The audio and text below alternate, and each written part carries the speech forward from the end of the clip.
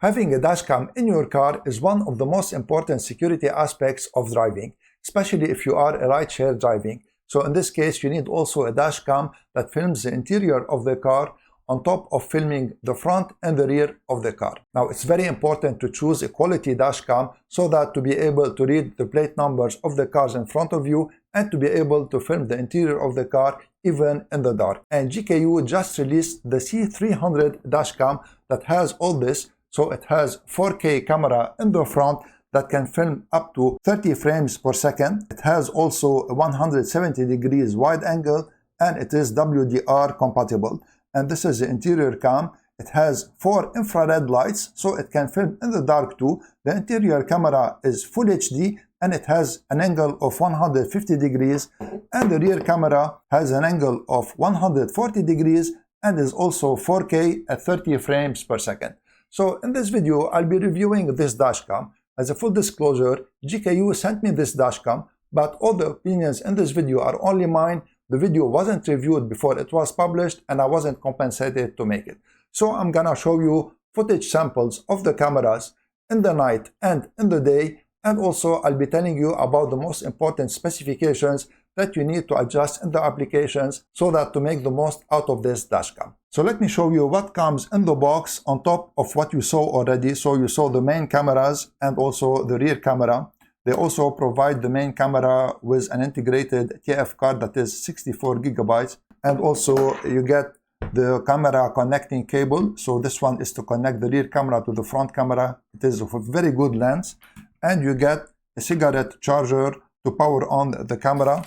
And you have also these complementary stickers. So this is a 3M sticker. This is electrostatic also sticker so that you can put it on the windshield. You have also some guides for the cables, and you have a user manual, and you have a prying tool.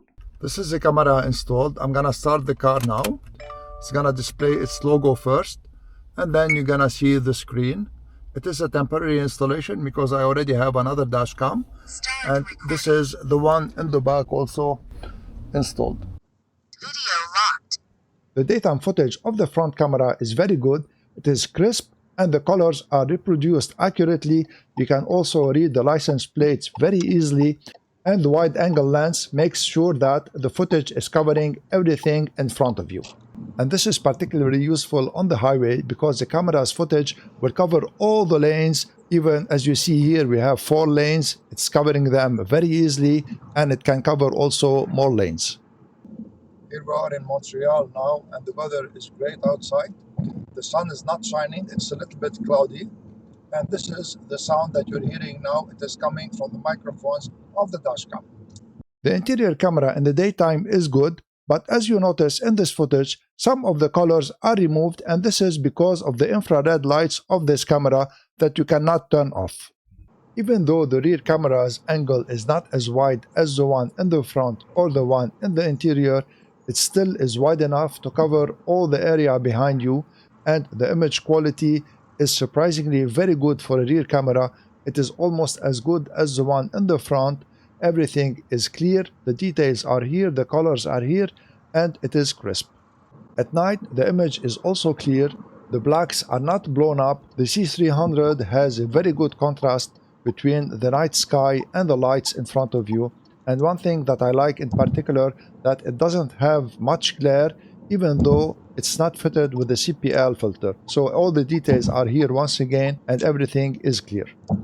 The interior camera at night struggles a little bit. Look how the back seat is dim. And this is especially true when there is a car behind you. But even with this, you can still identify the persons in the back seat and see some of the details. At night, the rear camera's footage is okay. It is not as good as the one that is in the front. It's a bit grainy, the blacks are washed out, and it has more glare than the camera that is in the front. But nevertheless, it shows you all the details, and overall it is considered good. So let me show you the most important settings that you need to make on the camera. So this is the application. If you want me to show you how to connect the application and everything, leave me a comment in the comment section. So go to camera settings. Stop recording. And the first important thing is the speaker volume. I like it to be all the way up because when you are driving, there is the ambient noise and you cannot hear it if it's not all the way up. The second thing, if you wanna change the resolution of the video, you press here and you change the resolution like you want. I wanna keep it as it is by default. The loop recording, keep it on 1 minute. Time watermark also keep it on. Now the speed watermark, if you wanna remove it or keep it, do whatever you want. For me, I wanna remove it.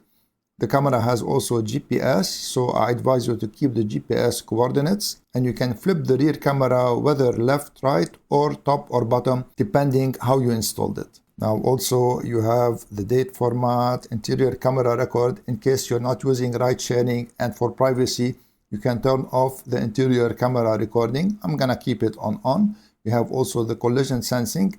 Keep it on medium, it is the best setting. And one very important setting is the automatic screen time off. You need to enable this so that the screen of the camera, especially at night, won't distract you from driving.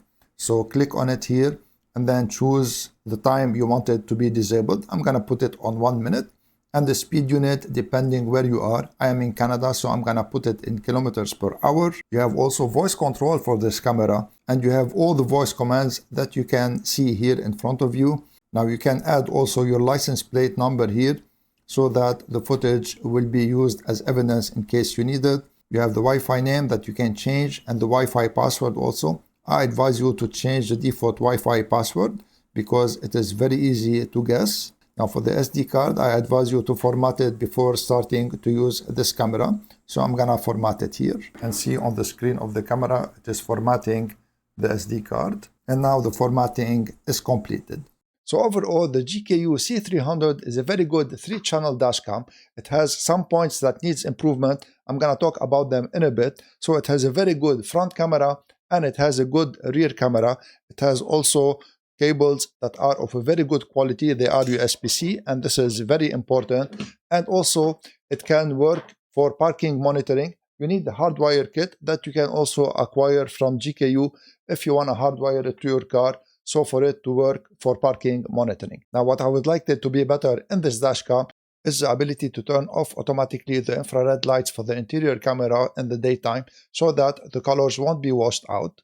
And the second thing is that even though the front camera is advertised at 4K, in reality the resolution is 3200 times 1800 pixels. I wrote to GKU to tell them about this, and when they reply, I'm gonna put their reply in the comment. If you wanna check it out, I'm gonna leave an affiliate link in the description.